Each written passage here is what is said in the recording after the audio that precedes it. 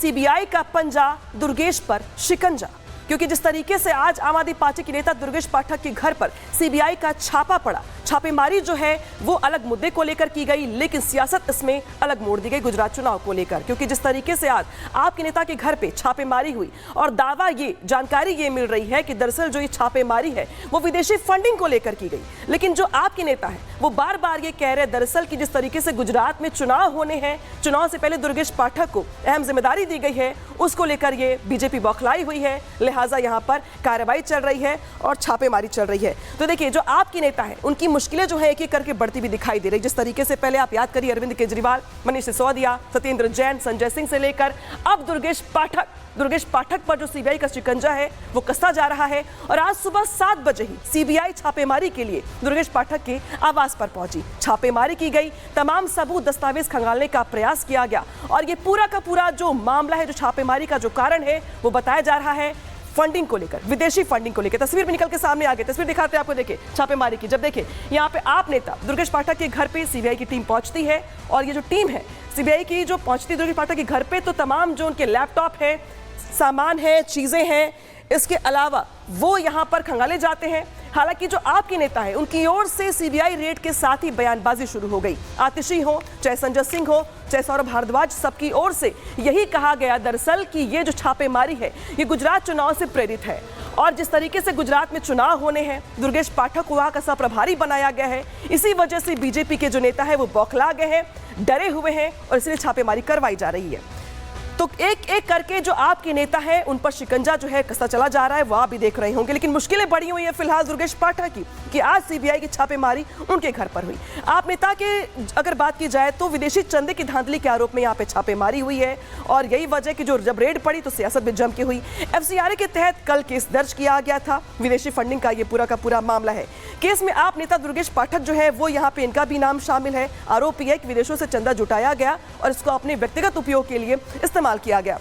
इससे पहले ईडी ने गृह मंत्रालय को रिपोर्ट सौंपी थी और यह बताया था कि किस तरीके से विदेशी चंदा जुटाया गया है। 2014 से लेकर 2022 के बीच विदेश से जुटाया गया था फंड और जो तस्वीर निकल के सामने आई वो ये आई कि जो आपके नेता हैं वो इसमें शामिल हैं, उनकी ओर से चंदा जुटाया गया। और इसके बाद अब जाके जो सीबीआई है वो यहाँ पे एक्टिव हो गई है, छापेमारी की जा रही है। विदेशी फंडिंग जुटाने के लिए कई नियमों को तोड़ने का भी यहाँ पे आरोप है। नियमों को तोड़ा गया और इसके जरिए पार्टी के लिए और खुद व्यक्तिगत इस्तेमाल के लिए फंड को इकट्ठा किया गया।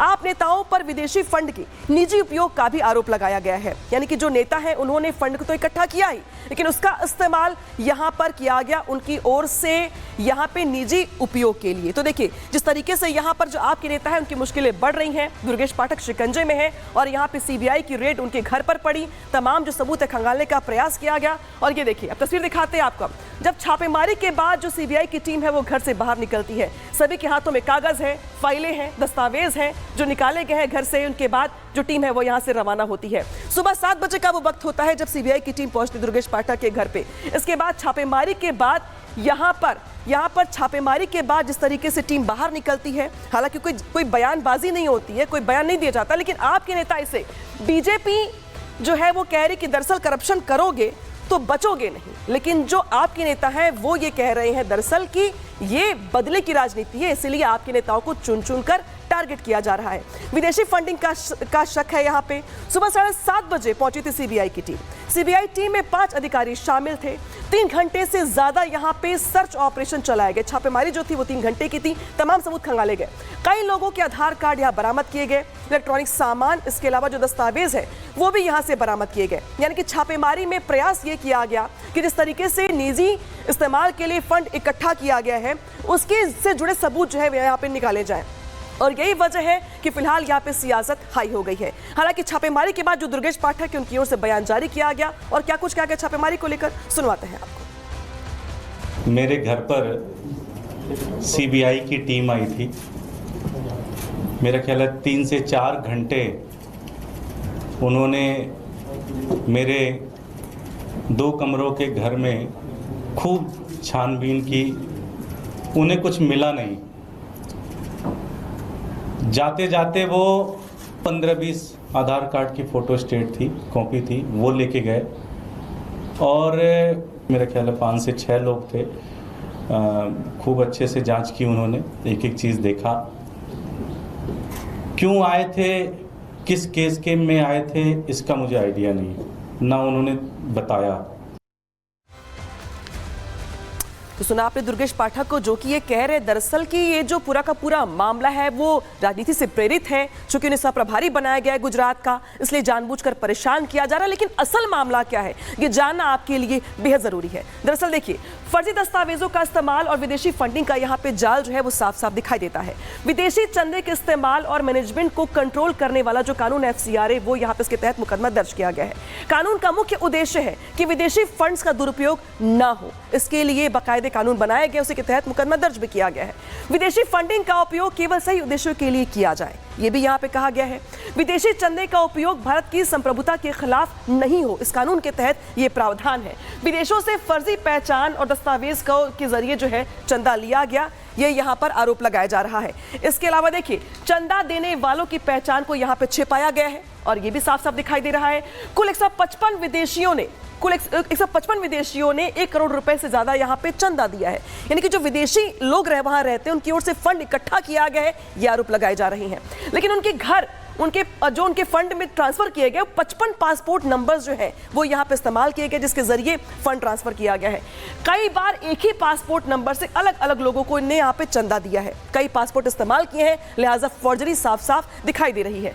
2001 डोनर के लिए सिर्फ 51 ईमेल ID का इस्तेमाल हुआ और वो भी 639 बार। देखिए कितने लोग हैं यहाँ पे फंडिंग देने वाले। 71 डोनर्स ने सिर्फ 21 मोबाइल नंबर ही इस्तेमाल किए, यानी कि बैक टू बैक यहाँ पे पासपोर्ट, मोबाइल नंबर और ईमेल को यहाँ पर इस्तेमाल किया गया है। और यही वजह है कि यहाँ पे दरअसल कहा जा रहा है कि नियम तोड़े गए, नियमों को तार-तार किया गया है।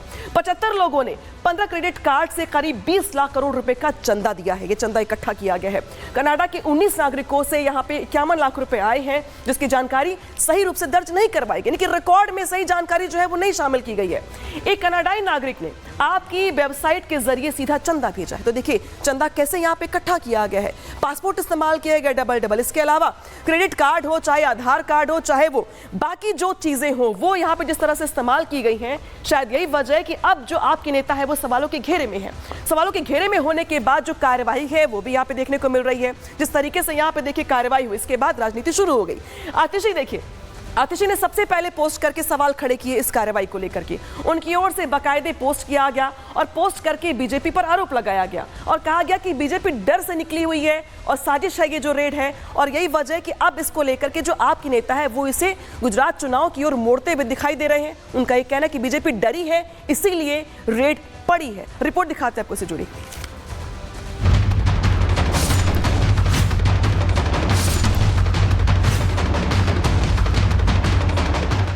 सामने आया विदेशी फंडिंग कनेक्शन, आम आदमी पार्टी में टेंशन।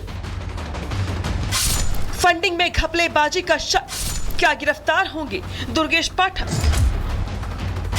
फर्जी दस्तावेजों का इस्तेमाल, दिल्ली से गुजरात तक जाल।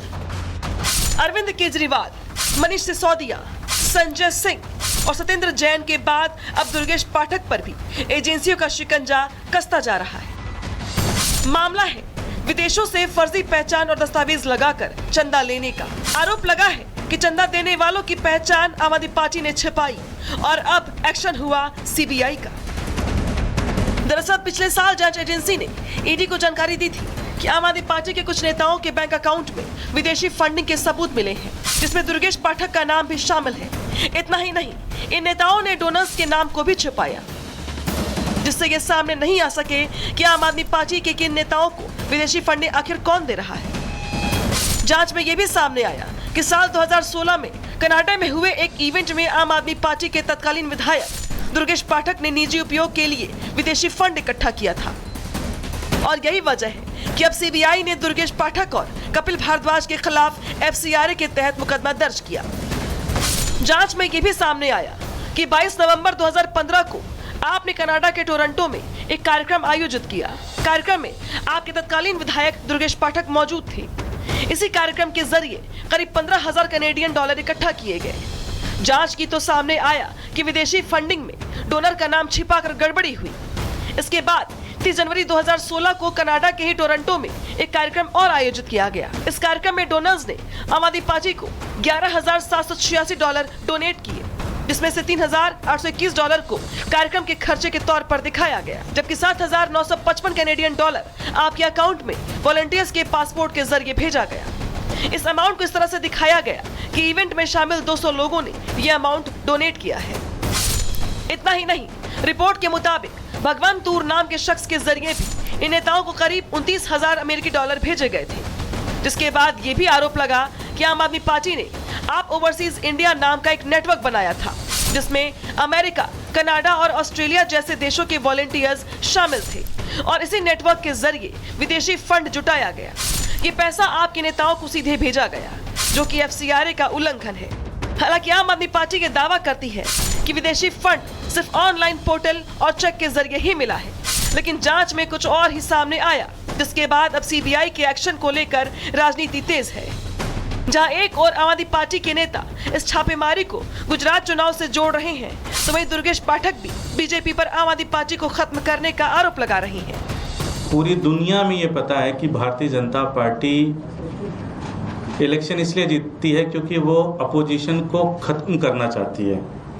अपोजिशन पार्टियों के सारे नेताओं को जेल में डालती है, उनके सारे रिसोर्सेज को ख़त्म कर देती है, उनके कार्यकर्ताओं को तोड़ती है, उनके MLA को तोड़ती है। ये भारतीय जनता पार्टी का एक काम करने का एक तरीका है, तो इसमें कुछ भी सरप्राइज नहीं होना चाहिए।